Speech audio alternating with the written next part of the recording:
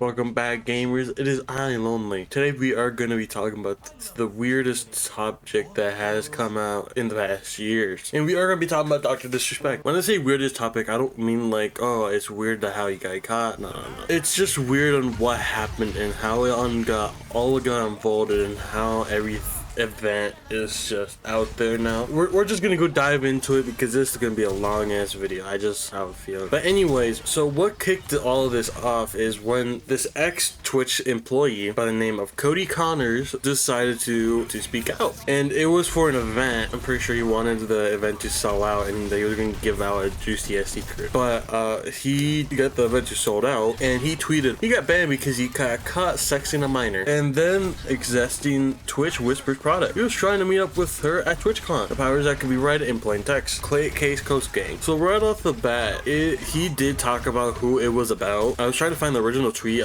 trying to say who it was, but that was just a whole different problem trying to find it. But the thing is, to me, it's not that this was brought out of nowhere. It's just a little bit sketchy on why he did it. Not because he felt like it world justice code or that he just wanted to show this off, but I could be completely wrong. So if I am wrong, please just let me know. But then after that, we have even more things to talk about because the thing is, when the allegations were brought into light, instead of Dr. Disrespect being like, you know what, let's address him so then this doesn't turn into a whole big mess, into a big scene, and so that I could clear my name, because if you're a massive celebrity, you don't want your name to be tarnished. No pun intended, because he was playing Elden Ring while this stream was happening. That you don't want your name to be tarnished because you're a massive platform streamer and most of your money comes from either sponsors, that platform in general, or something like that. But the thing is, if your name immediately gets tarnished into like a pedophile,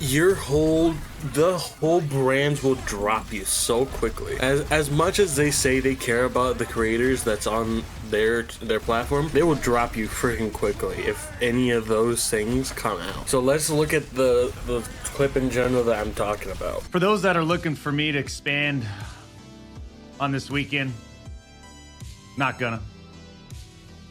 Already said what I needed to say. I don't give a fuck about this guy. That's it. See, the thing is, he thinks he's really cool by not talking about the situation, but in all reality, it actually just makes it look a whole lot worse for him. But remember, at this point, all of this was allegations. We didn't know it was confirmed, but this is all allegations, even just before he actually confessed to everything, which I will show. But this is not a good look on anybody. Don't try to look stoic when it comes to allegations or stuff like that. That can actually ruin your career. That could actually get you arrested, because let's just say it, talking to minors and soliciting minors is illegal.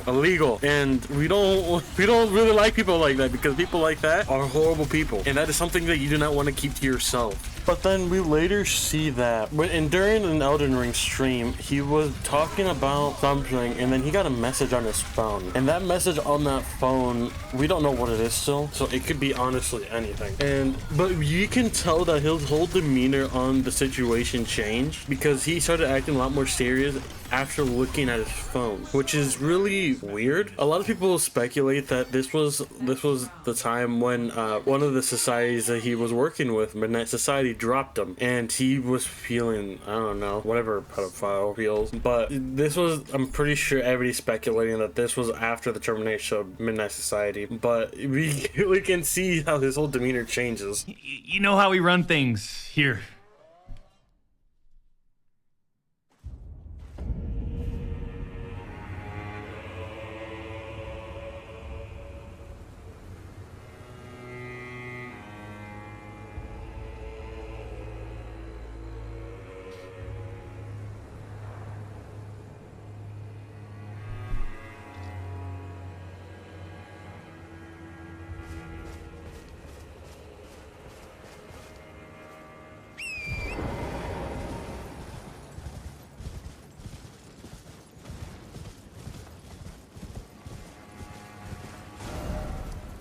And then afterwards, we can see that there was a tweet about it from Midnight Society. They're basically talking about how they dropped one of their co-founders, Guy Baham, aka Dr. Disrespect. And yeah, I'm not surprised because nobody really wants to be partnered with a guy like him. And basically after this is when Dr. Disrespect decided to tweet, and it just basically confirms all the allegations are true and that he actually whispered messages with an individual minor back in 2017. But the thing is, he doesn't take responsibility that he is a pedophile. Don't care if you didn't touch them, doesn't matter if you didn't do anything to them physically. You still had the intention of doing something to them, and that is something very disgusting. And there is another company that defend Dr. Disrespect because he didn't touch anybody. But the thing is, that is not the point that everybody's trying to make. It is the principle of the matter that you don't go for kids, period. Even Nick Merckx, one of his good friends, said we don't go for children. We don't target children because they are still children. They still haven't developed mentally. And we're not gonna mention how I'm not gonna find the screenshot because it's too much work. But he had to edit what he said 2 times trying to get rid of the word minor. But everybody clowned on him when he did try to remove the word minor and edit it down to make it less worse for him.